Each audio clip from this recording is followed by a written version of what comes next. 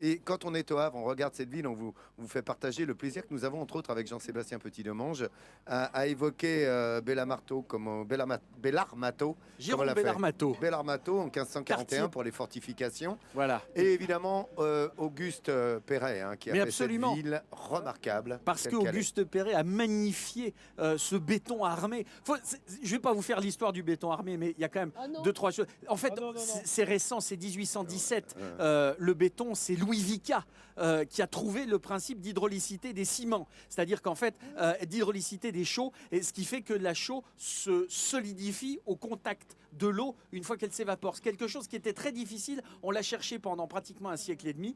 Et Perret, ici, a magnifié ce béton. Et c'est devenu quelque chose qu'on peut voir et qui est classé au patrimoine mondial de l'humanité de l'UNESCO. Eh ben, tu sais quoi, dans le béton, on va y rester avec Nathalie Schran aujourd'hui pour ton Made in France. Et juste pour finir ce que tu disais, pour les Parisiens qui ont envie d'admirer l'œuvre de Perret, on a un magnifique immeuble rue Franklin dans le 16e avec un revêtement, avec un revêtement en céramique et un autre rue Renoir aussi qui a été rénové tout récemment. Et puis avenue Montaigne, le théâtre des Champs-Élysées. Aussi. Voilà. Jean-Seb, et quand les Romains faisaient des bétons, il n'y avait pas de chaux dedans.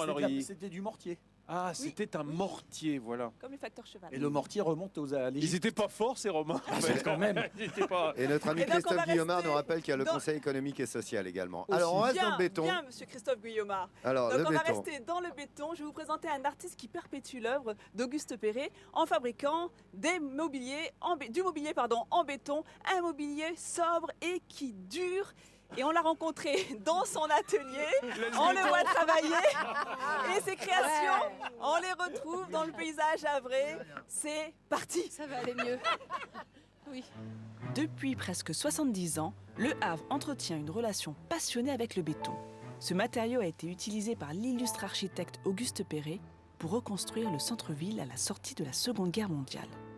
En 2005, ce centre-ville a été classé au patrimoine mondial de l'UNESCO et il compte 2 pièces majeures en béton, son église et son hôtel de ville. Comme tout Havrais qui se respecte, Stéphane est attaché à ce matériau, avec cette particularité qu'il fabrique du mobilier urbain, à l'image de ce banc dont la conception s'inspire de l'architecture typiquement havraise de ce quartier, signé Auguste Perret.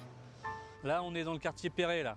Et en faisant ce banc, on a essayé de s'inspirer de l'architecture Perret, de rester dans les couleurs de béton du quartier. Et c'est ce que ça a donné, voilà.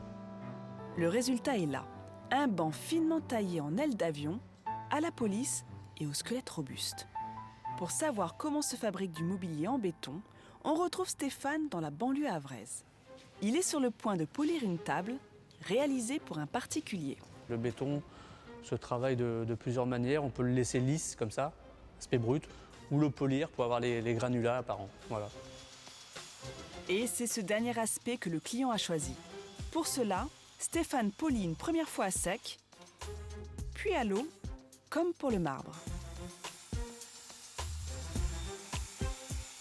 À droite, la partie non travaillée, à gauche, la partie polie avec granulats apparents. L'atelier de Stéphane est à l'image de la matière qu'il travaille, sobre et gris du sol au plafond. Mais il a ici tout ce dont il a besoin pour réaliser son béton. Du sable, du ciment et de l'eau auquel il ajoute un adjuvant. Ce dernier va permettre de chasser les bulles prisonnières du mélange et d'obtenir une préparation lisse et onctueuse. Si la recette est simple, un résultat de qualité est difficile à obtenir. C'est très compliqué, c'est plus complexe qu'on peut y paraître parce que ça bouge. Quand on fait des fines épaisseurs comme ça a tendance à se déformer, à se dilater.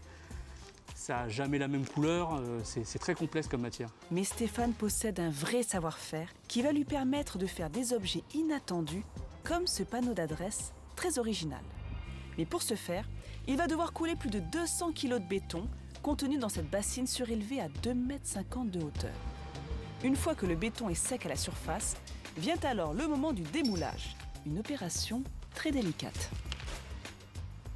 J'en ai déjà cassé un en le manipulant, voilà, ça se casse assez facilement quand même. Tous ceux qu'on voit là sont pas secs, il faut à peu près 30 jours avant qu'ils soient vraiment secs et durs. Et là, ils ont à peine une semaine, donc ils sont absolument pas durs, quoi.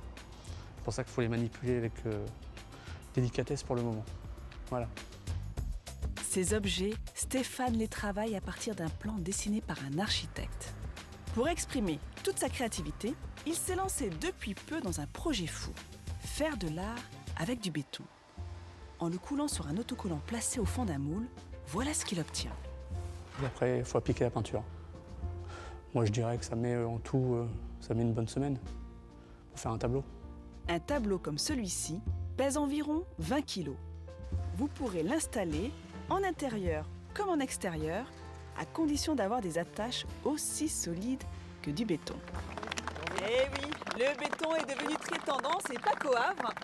Et d'ailleurs, dans les cuisines, on retrouve de plus en plus de plans de travail en béton. Voilà, donc on vous mettra les coordonnées de notre artisan sur france3.fr ou Merci. sur Midi en France Oui, officiel. Nathalie.